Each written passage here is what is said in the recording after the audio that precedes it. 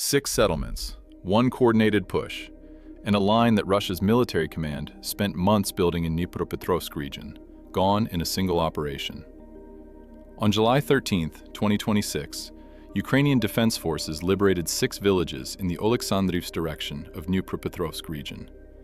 The offensive was carried out by the 425th Assault Regiment Skelya, with active support from Ukraine's air assault forces, recapturing Ternov, Zaporizhzhia, Novoherivka, Voronezh, Sishneve, and Malivka. The question now is what this actually means for the wider war, and whether Kyiv can hold what it just seized before Moscow recovers its footing. The defense forces liberated a total of 126 square kilometers of occupied territory, with an advance depth of 25 kilometers. That's not a nudge, that's a rupture. Russian forces had been attempting to create a so-called buffer zone in Dnipropetrovsk region, a concept frequently touted by Putin. To that end, in late 2025 and early 2026, they launched an offensive at the junction of the Zaporizhzhia and Dnipropetrovsk regions. That push was meant to be a Russian offensive story. It became a Ukrainian one instead. For roughly 5 months, army units on that sector had not managed to change the situation in favor of the defense forces. 5 months of grinding stalemate, of pressure held but not broken. Then Skelya moved, and everything shifted at once. So how did they pull this off?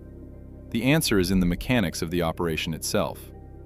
Dozens of assault groups simultaneously moved out from the Veliko-Mikhailivka area in both eastern and southern directions. This wasn't a single-axis probe. It was a multi-front push designed to split Russian attention and prevent any one point from becoming the focal counter. The Russian defenders couldn't reinforce everywhere simultaneously, so they reinforced nowhere effectively. To maximize tactical surprise, the entire push was conducted under a strict information blackout, with no public data leaks. That detail matters more than it sounds. For months, Russian intelligence had been monitoring Ukrainian dispositions along this front.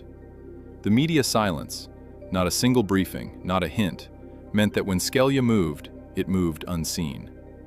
By the time Moscow understood what was happening, the villages were already gone. During the advance, significant losses were inflicted on the Russian 120th Marine Division and units of the 68th Army Corps. Assault operations were conducted with constant air support, destroying enemy positions around the clock along the routes of advance. The 120th Marine Division is not a reserve unit. It's one of Russia's named elite formations, the kind of force Moscow sends when it wants a sector held. And it was hit hard enough that Militarny described its losses as critical. Concentration points of personnel from the Russian 656th Motorized Rifle Regiment were destroyed in the settlement of Temerivka. An important logistics route for the enemy runs directly through that settlement. Destroying staging areas in Temerivka wasn't incidental. It was the operational logic of the whole strike. Cut the supply line, and the forward positions wither by themselves. The advance enabled the defense forces to establish firm fire control over a vital Russian logistical supply route running through the area, while significantly extending the operational reach of Ukrainian strike drones deeper behind enemy lines. That extension of drone reach is where this operation starts to compound.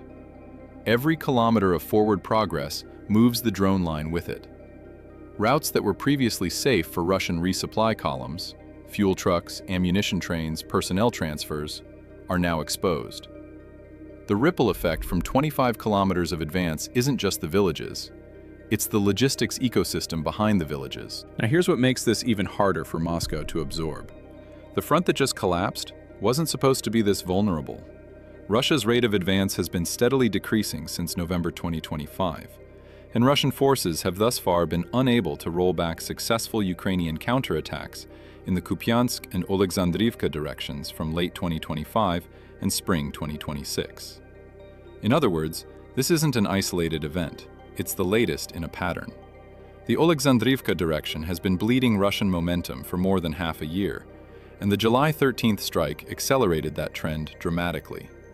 Russian forces seized 2,189 square kilometers between January and June 2025, compared to the 622 square kilometers into which they advanced or infiltrated in the same period in 2026.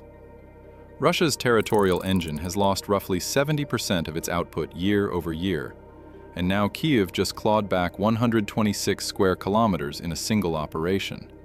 The question isn't just whether Ukraine can hold these 6 villages. The question is whether Moscow can stop the bleeding across this entire front. Because if this pattern holds, the direction of travel has reversed. And if you want to see what Russia attempts next to reclaim the initiative in Dnipropetrovsk, subscribe now, because what's coming in the counterpush will define this sector for months. As of July 21st, a Ukrainian brigade spokesperson reported that Russian forces are attempting to make tactical gains in the Oleksandrivsk direction, but are not concentrating larger forces or moving military equipment in a way that indicates they are preparing for a large-scale offensive. That's a telling assessment. After a catastrophic defensive collapse, Moscow hasn't surged reinforcements, it's probing. That either means it can't mount a serious counter, or it's buying time to regroup further back. Analyst Ihor Romanenko described the liberation of 6 settlements as a tactical success. He noted the actions align with the tactic of active defense. Ukrainian forces not only holding back the adversary, but transitioning to counteroffensives, forcing Russian formations to redeploy reserves and adjust their plans. Active defense is the concept that makes this coherent. Ukraine isn't trying to conquer territory in the sweeping sense. It's using targeted, precision-planned strikes to disrupt Russian offensive timelines, bleed specific formations, and shift the cost-benefit calculation for Moscow in each sector. In early July, on a neighboring section of the front, the 37th Marine Brigade and the 79th Tavria Airborne Assault Brigade liberated the village of Novokhatsk in the Donetsk region. The Skelya operation wasn't happening in a vacuum. Ukrainian units were hitting multiple points across the contact lines simultaneously, a pattern designed to prevent Russia from reading where the main effort actually sat. Now, a fair case exists for Russian resilience in this zone, and it deserves to be named. The 68th Army Corps, despite reported losses, wasn't destroyed. It remains a functional formation capable of contesting ground. Russian forces still hold substantial depth in Zaporizhia and Donetsk, and their ground lines of communication, while now partially threatened, aren't severed. Moscow has consistently demonstrated the ability to absorb localized collapses and reconstitute defensive lines further back. The buffer zone concept hasn't been abandoned, it's simply been compressed. But here's the single truth that survives all of that.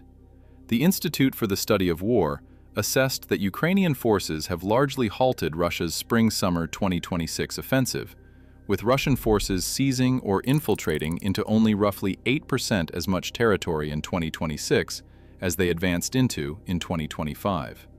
8%.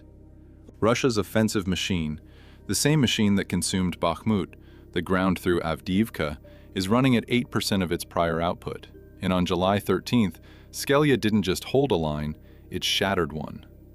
Despite technically being a regiment, the 425th, Skelya's size is closer to that of a division, numbering around 13,000 personnel as of 2026.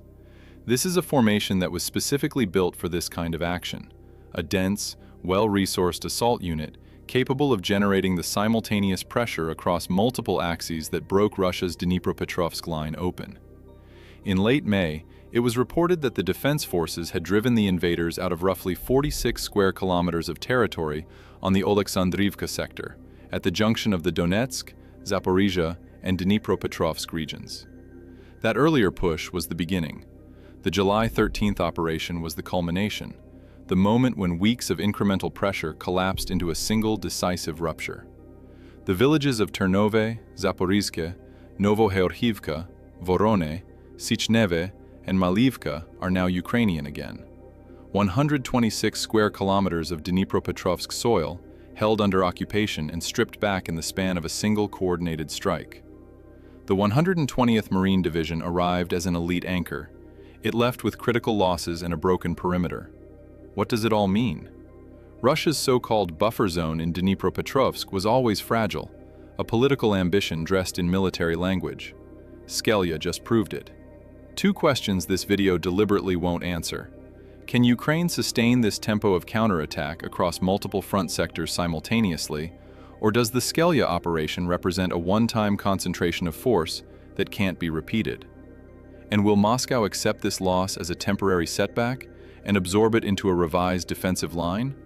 Or does the collapse of the 120th Marine Division's position trigger a wider reorganization that changes the entire Zaporizhia-Dnipropetrovsk axis? What do you think? Tell me in the comments. And if you aren't subscribed yet, now's the time, because the next move in this sector is already forming.